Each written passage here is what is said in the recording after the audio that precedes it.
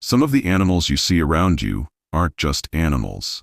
Some are spiritual surveillance tools sent to monitor your life. And most Christians have no idea they're being watched. Tonight, I'm exposing the rituals witches use to track you through creatures you ignore. But before we begin, I need you to pause and think about one thing. When was the last time an animal appeared near you? At a moment that felt too exact, too timely, too aligned with your weakest hour? An owl outside your window the night you couldn't sleep, a blackbird that keeps returning to the same corner of your roof, a lizard that appears only when you pray, a stray dog staring at your doorway as if waiting for something, an insect inside a locked room with no open windows. Most people dismiss these moments. They call it coincidence. They call it nature. They call it random. But what if it wasn't? What if that moment, that single, quiet moment you've forgotten, was the first sign that something had already stepped into your environment? What if you were being observed long before you realized it?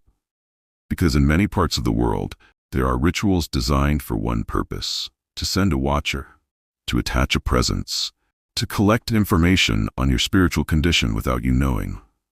And here is the part that most people never consider. The creatures used in these rituals are chosen carefully, not for their appearance, but for their silence, their stillness, their ability to blend into normal life while carrying an unseen assignment. Some watch from a distance, some sit near doorways, some appear only at night, and some are guided directly toward the person being targeted. But the most disturbing part is this: the people being monitored rarely feel anything at first.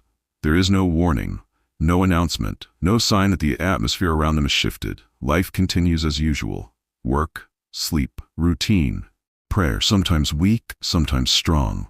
And yet, something is observing. Something is gathering information. Something is waiting for the right moment to interfere. Tonight, you're going to hear stories that many have been too afraid to share. You're going to learn how these rituals are done. You're going to discover why certain animals are chosen and what they're assigned to do. And most importantly, you're going to learn how to identify when one has been sent toward you. Because the truth is simple. You cannot defeat what you cannot recognize. You cannot break what you cannot see. And you cannot win a battle you do not know you're in. So stay with me. What you're about to hear may explain events in your life that never made sense until now. And I'm not talking about black cats or obvious signs. The most dangerous animals are the ones you never suspect. By the time you recognize them, the damage has already begun. Because the creatures used in these rituals don't come with warnings. They don't look unusual. They don't move in strange ways. They behave exactly as nature designed them. And that's what makes them effective.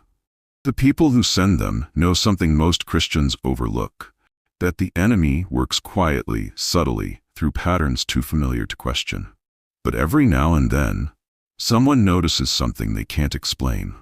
A whisper of intuition, a sudden pressure in the atmosphere, a shift in their environment that their spirit recognizes before their mind does.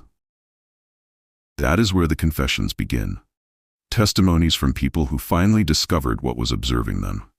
Stories from those who realized too late that the presence near their home wasn't random at all. One former occult member said it like this: "They don't choose the animal for power, they choose it for access. Access to your window, access to your doorway, access to the places you overlook, corners, rooftops, fences, shadows." Another revealed this: "It's not the creature you should fear, it's what is inside it." And that revelation opens a door. Because once an animal has been empowered through ritual, it becomes something else entirely, a spiritual attachment wearing a natural disguise. That attachment feeds on information: your prayer schedule, your emotional moments, your reactions during frustration, your level of discipline, your moments of weakness. Every detail becomes a report. Every reaction becomes a signal. Every prayer becomes a threat. And here is the part that breaks many people. The monitoring rarely starts with an attack. It starts with observation. Quiet, still, unseen. By the time an attack begins, the enemy already knows where the cracks in your life are: your loneliness, your doubt, your exhaustion, your unprotected hours, your silent battles. And that information becomes the blueprint of warfare. This is why some people experience sudden pressure during prayer. why certain dreams repeat themselves, why discouragement comes at the exact moment they try to fast, why fear rises without a clear reason. Something is reacting to your activity. Something is reporting what you're becoming. Tonight, you're going to hear confessions from people who lived under this monitoring, revelations from those who broke free, and the warfare strategies that stopped these rituals instantly. Because once you understand how the monitoring begins, you can finally stop what follows. After speaking with former occult members, after counseling believers who were spiritually monitored for years, and after studying biblical patterns of animal manifestations, what I'm about to reveal is real, documented, and still happening. Every testimony you're about to hear comes from people who had nothing to gain by speaking. No spotlight, no attention. Some even feared sharing their experiences because they knew the weight of what they had survived. Their stories matched. Their descriptions matched. Their warnings matched. People from different nations, different backgrounds, different battles, yet the patterns were identical. A believer in a quiet village, describing the same experience as a banker in a major city. A young woman in a prayer group reporting the same signs as a retired man who never believed in spiritual warfare until the monitoring started. These were not fiction. These were not exaggerations. These were traces of a system that has been active for generations. On the other side, former occult practitioners confirmed the same thing. Rituals involving animals were not rare, not symbolic, not decorative. They were intentional, structured, repeatable. They described the selection process, the preparation, the chants, the way a spirit is invited into a creature that appears harmless to the untrained eye. Some of these former practitioners confessed that their assignments were simple. Place the empowered animal near the home of the target. Let it observe. Let it collect. Let it wait. Believers under these attacks described the same sequence: a sudden heaviness in the atmosphere, a strange form of exhaustion during prayer, and the unsettling feeling that something was observing, not physically, but spiritually. And then there is Scripture. Ancient patterns where animals were used as carriers, symbols, messengers, even tools of judgment and revelation. Different contexts, different purposes, but the same undeniable truth. Animals can be vessels. And when the spiritual dimension is involved, nothing stays ordinary. So understand this as we continue. What you're about to hear is not theory. It is not speculation. It is a pattern, an operation, a strategy repeated across time and territory. And it didn't stop. It didn't fade. It didn't weaken with modern society. It simply became quieter and therefore more effective. Now, stay with me, because the next part is where the real exposure begins. The first ritual shocked me. The second one made me question everything I believed about spiritual warfare. The third ritual is so dangerous most people don't survive the effects. And the fourth one, still used today, may already be operating in your environment. We'll get to all four, but first, you need to hear this story. Because you cannot understand the weight of these rituals until you see what they do to a human life. The first time I encountered it, I thought it was a rare event, a strange situation that would never repeat itself. But then I saw it again, and again, and again. Different people, different regions, same signs, same pattern, same invisible hand at work. The first ritual was unsettling, a quiet method of observation that slipped into a person's life without a sound. Most never realized they were being watched. Some only discovered it when the attacks had already spread into their dreams. The second ritual was stronger, designed to weaken prayer, delay breakthrough, and turn the atmosphere of a home into a battlefield. It didn't hit like a storm. It crept in like a shadow that knew where to stand. The third ritual, I hesitate to even describe it without preparation. It doesn't just observe, it interferes, it manipulates moments, emotions, and outcomes. People under its influence often lose more than they can recover. The fourth ritual, the one still active in cities, towns, and villages today, doesn't wait for weakness. It creates weakness. It amplifies it. It feeds on it. And without the right discernment, a person may live with it for years, calling it stress, calling it life, never realizing the real source. And here's the part most viewers never expect. Some of the people affected were strong believers, people who prayed, people who fasted, people who served God faithfully, yet they found themselves trapped in a cycle they couldn't explain. So before we break down each ritual, before we expose how they are performed, before we reveal the animals chosen and why, you need to hear one story that ties the entire pattern together. A story that begins quietly, the same way every monitoring begins, with a presence that shouldn't have been there, a presence that watched, waited, and reported. Now, listen closely, because this story may reveal something you've lived through without knowing. The first story comes from a quiet rural town, one of those places where the nights are still, the roads empty, and every sound carries farther than it should. The woman who lived there was a believer, steady, faithful, devoted. Her life wasn't perfect, but it was peaceful, until the night she noticed the animal. It was a small blackbird, perched on the window ledge outside her bedroom. Nothing strange at first, nothing alarming. She brushed it off and went to sleep. But the next night it returned. Same window, same position, same silent stare into her home. By the third night, she started to feel something she couldn't explain. A subtle tightness in the air around her. A feeling that her room wasn't entirely hers anymore. And then the fear began to build. She told herself it was just an animal. But every time she walked past the window, she could feel eyes following her. Night came, and the bird returned again. She tried to sleep, but her rest became shallow and restless. She woke up suddenly at 2 a.m., heart pounding, as if something had walked through her dream and into her room. After that night, the dreams changed. They weren't nightmares. But they left her drained. She'd dream of doors closing, of shadows moving just out of sight, of being watched from a distance she couldn't measure. Days passed, and strange things began to unfold. Her small business slowed unexpectedly. Customers stopped showing up. Her expenses increased for no reason. Money left faster than it entered. And the worst part, her prayer life started to collapse. She would kneel to pray, but her mind felt foggy. Her strength felt thin. Her voice weakened. It was as if something pressed against her chest every time she tried to speak the name of Jesus. She didn't connect the signs. Not yet. Not until the dreams got stronger and the bird came closer. One night, after another restless sleep, she woke up again at 2 a.m. The same hour, the same sudden awakening. But this time, her spirit felt alert. She sensed a presence near the window, not loud, not violent, but deliberate. Something told her, this isn't normal. She reached for her small bottle of oil. Hands trembling, heart racing, she anointed the edges of her window, and for the first time in weeks, she prayed with clarity. She opened to Psalm 91 and read it out loud, slowly, intentionally, with the authority she felt returning to her voice. The air in the room shifted, lightly at first, then stronger, then still.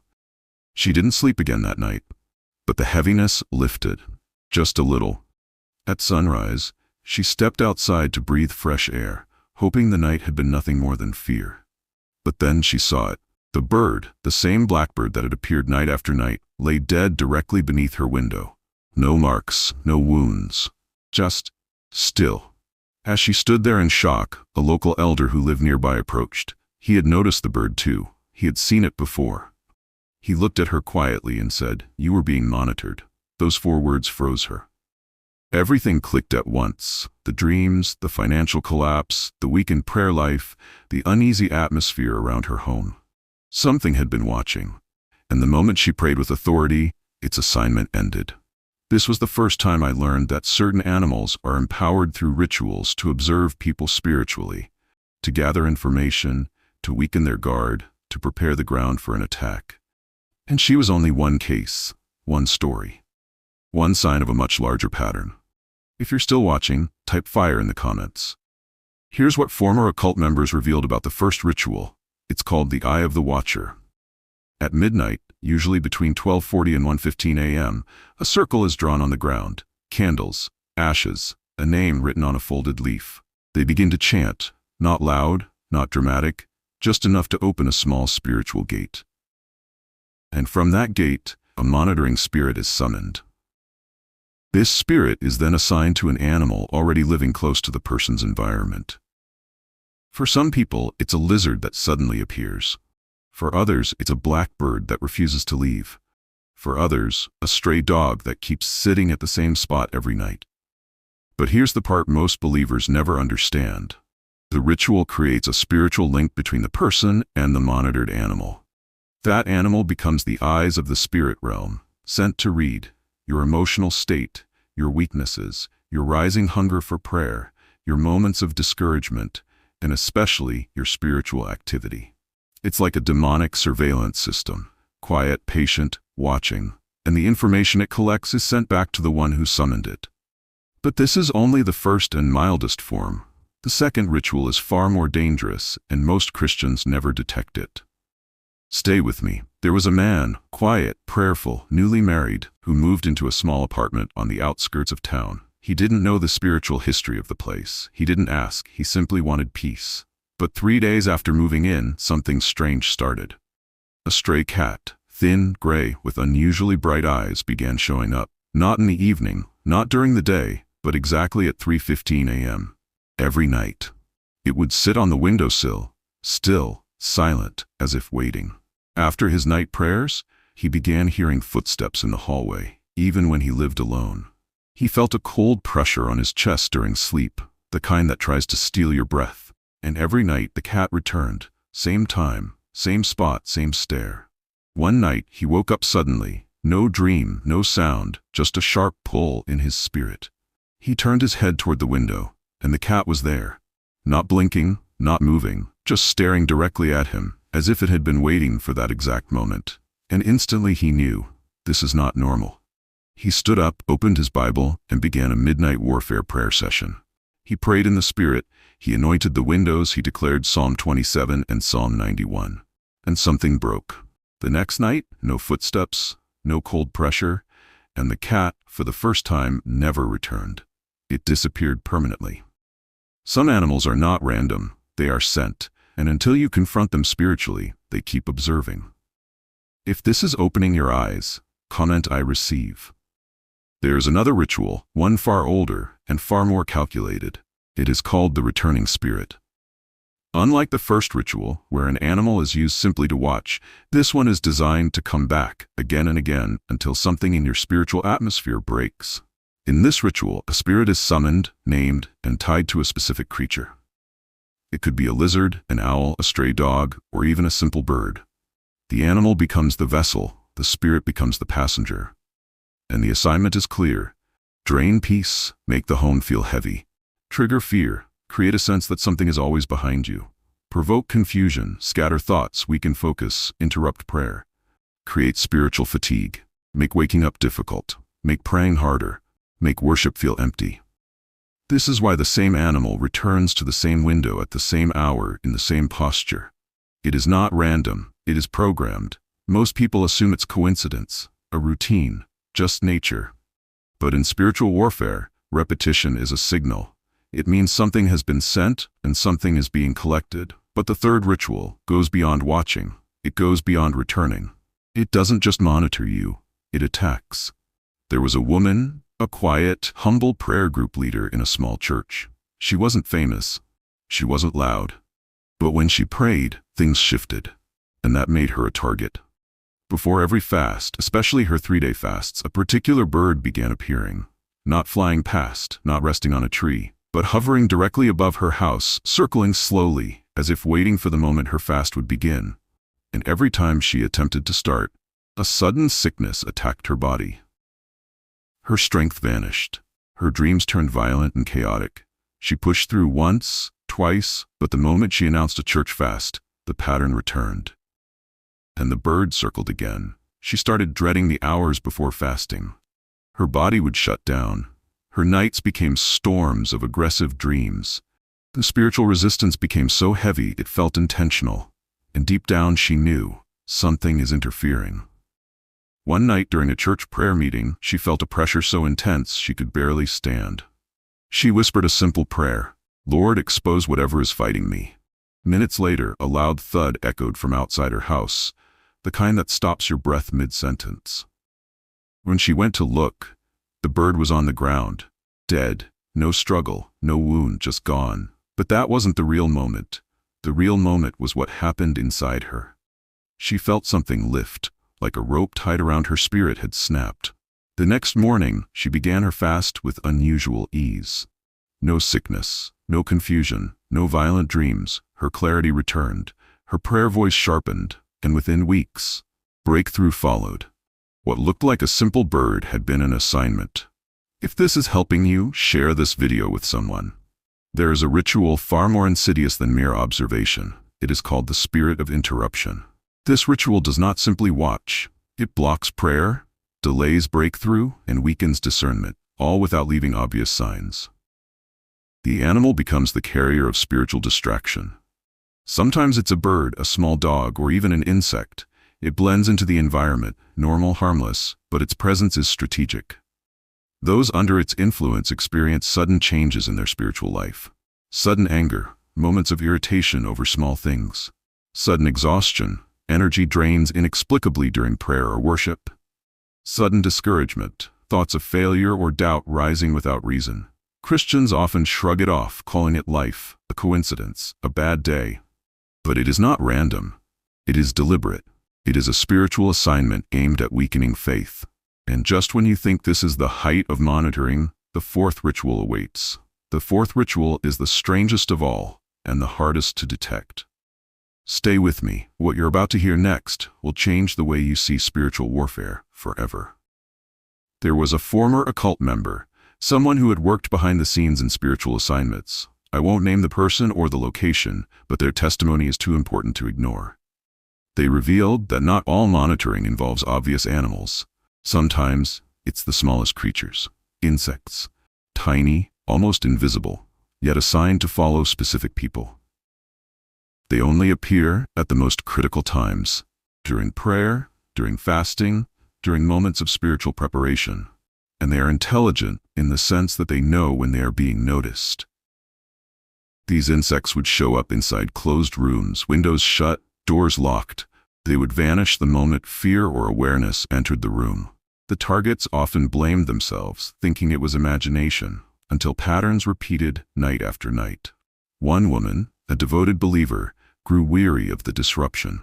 She began to pray aggressively, with authority, calling on God to expose every hidden assignment. The moment she did, all activity stopped instantly. The insects disappeared. The spiritual pressure lifted, and her home felt clear for the first time in months. Some animals, and even creatures as small as insects, don't come from nature. They come from assignments. They are sent, and their purpose is always strategic. There is a fourth ritual, stranger than anything we've mentioned. It is called the spiritual replacement. This ritual does not send a spirit into an animal. It temporarily replaces the animal's consciousness. For a brief period, that creature is no longer operating by instinct, but by instruction. In this state, the animal becomes three things at once. 1. A recorder. It observes prayers, movements, patterns, weaknesses, and carries the information back to the one who sent it. 2. A messenger. It can deliver spiritual impressions, fear, or confusion into the atmosphere of a home. 3. A spiritual interference device. Its presence alone can distort discernment, interrupt prayer flow, or stir sudden heaviness in the environment. This ritual is the most common in urban areas. There are more distractions, more noise, more spiritual openings left unguarded. People ignore small creatures. They assume nothing unusual is happening. But this is exactly why the ritual is effective. It hides in plain sight. If you're still watching at this point, type "covered by the blood" in the comments. If you've been sensing strange animal patterns around your life, you're not helpless. There are proven spiritual steps that shut down these assignments completely. 1. Anoint your doors and windows. Start by anointing every entrance, doors, windows, balcony edges, even cracks in the wall. You are placing a spiritual barrier that no monitoring spirit can cross. Do this prayerfully. Do it intentionally. 2.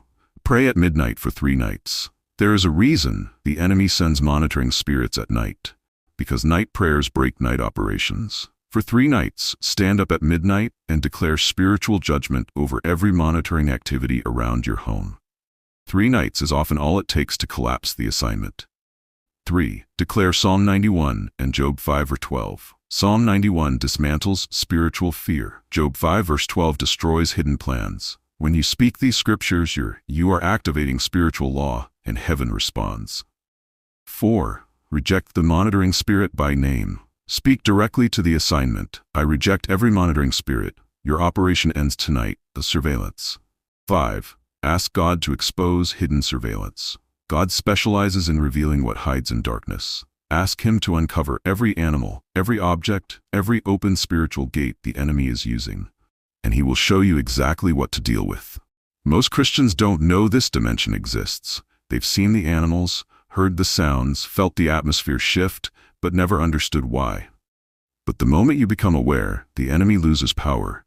Knowledge is light, and once light enters, monitoring collapses.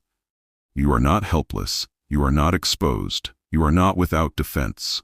There is another level of monitoring, one far more subtle, far more common, and far more dangerous. It doesn't use animals. It uses dreams. In the next video, we're going to expose how witches track people through spiritual dream manipulation, something most believers have never been taught. Comment your experience below. Your story can help someone else realize they're not alone. Don't forget to like, share, and subscribe, because every time you share truth, you break deception. And remember, your freedom matters.